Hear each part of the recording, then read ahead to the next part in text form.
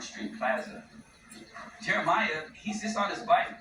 Jeremiah's just watching. His friends are just watching.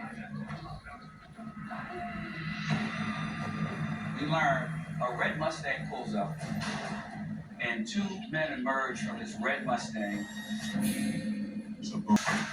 Give it up! When the gunshots rang out, everyone scattered. And as our victim started, we're getting close to the truth. So we decided to pay Raymond McDaniel a visit and just see what he's got to say. Can I help you? We see a brother sitting in a wheelchair, and we asked for Raymond McDaniel, and he says, "That's me." How you doing, sir? Detective Velasquez. Can we come and talk to you for a minute? Yes, sir. We come to find out that Raymond McDaniel became wheelchair bound after participating in a robbery and was shot and paralyzed for the rest of his life. What's going on? A homicide case. I need to talk to you about a case that's pretty old, man. 1991. 11-year-old kid got killed. I can see that Raymond were at his home. Your name has come up in this thing with Roger Clark from the beginning. I've reopened the case as a cold case. We held nothing back. We wanted him to hear the gravity, the magnitude of this case. We've seen your criminal record, man. That's the past. What Raymond McDaniel did admit to was that he did participate in some armed robberies back in the early 90s. He also admitted to actually living in Four Seasons. And that makes sense. This young man, and let me show you a picture of him. Okay? You got kids? How many kids you got? 3. Well, that kid never saw life after 11 years old. He got shot in the back. What he didn't do was say it wasn't me. What he didn't do was deny involvement in anything. And sometimes that's better than a confession. Take a look at this kid, man. 11 years old. He didn't deserve that. Who knows what this kid could have been today had he lived? What I was trying to do is reach his heart where he feels the genuine remorse for the life of this little boy being taken. Yeah, I remember that case. Okay. It seemed to start working because he started to give a little more information, little bits and pieces. Okay, you remember what part of town it was in? Over around Old Season, I guess. Because we had a photograph in tow of Roderick Clark. We were riding around robbing folks with. Sometimes.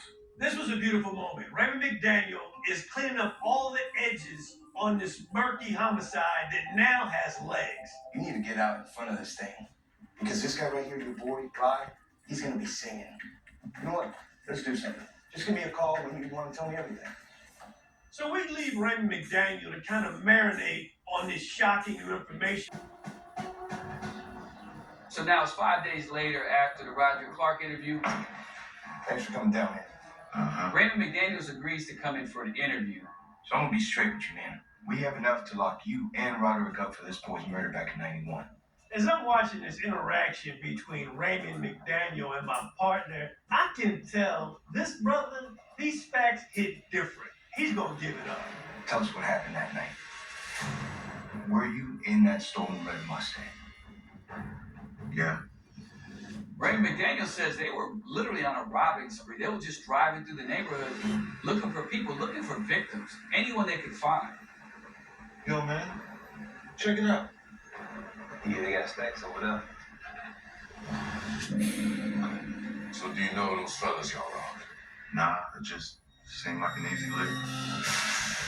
According to Raymond McDaniel, both put on a mask while sitting in the car, That's right. got out, and started firing their guns up in the air. Give it up!